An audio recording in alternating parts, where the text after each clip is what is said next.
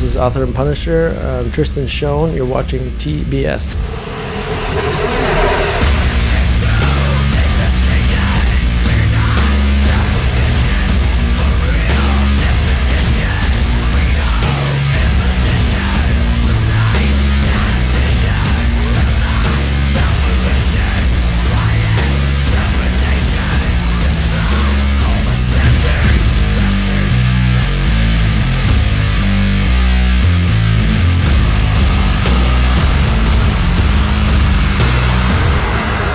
I was in engineering school, doing my studies, learning about robotics and engineering while playing in like metal bands.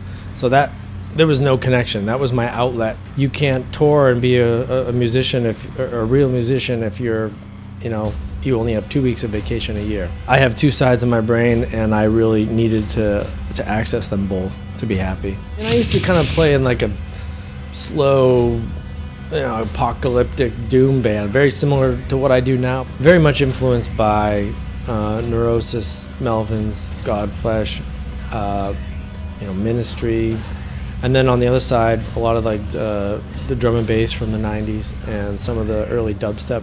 There was something very. I felt like I was in a prison when I was playing guitar along with my computer.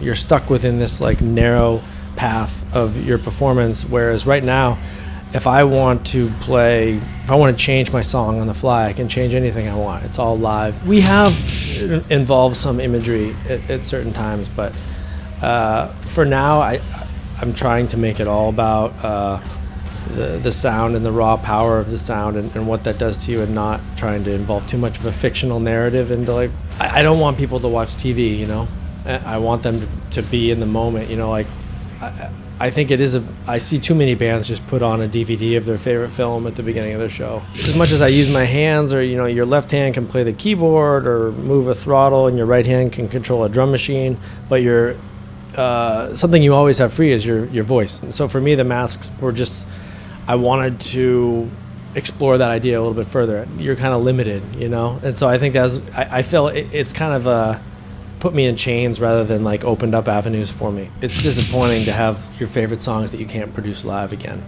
and that happens. And actually, to tell you the truth, we fell into that even on the new album. There's a couple songs that have these vocal layers that I can't harmonize with myself. But simplicity, like I think people can only handle so much live.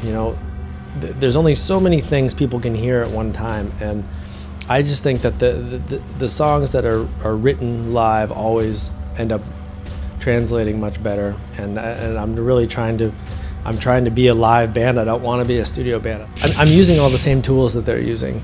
I've got an analog drum machine that I've started using. So I think some people don't even understand why they're using analog over digital, because I doubt they can hear the difference. Electronic musicians tend to get a little obsessed with technology. Something new comes out, they have to buy it, and then they've surrounded themselves with too much gear, and they're not focusing on writing music. If I were to give advice to anybody making electronic music, is reduce the amount of stuff you have. Little drum machine, one keyboard, keep it simple. Well, it's a lot more vocal heavy. We working with Phil Anselmo, he was definitely like, that was something I knew we were gonna tackle. That's his thing. So he kind of pushed me a little further than I normally would have been pushed. We cleaned up the vocals a lot and didn't put as many effects on them. I think I wrote 10 songs and we just chose 8 of them.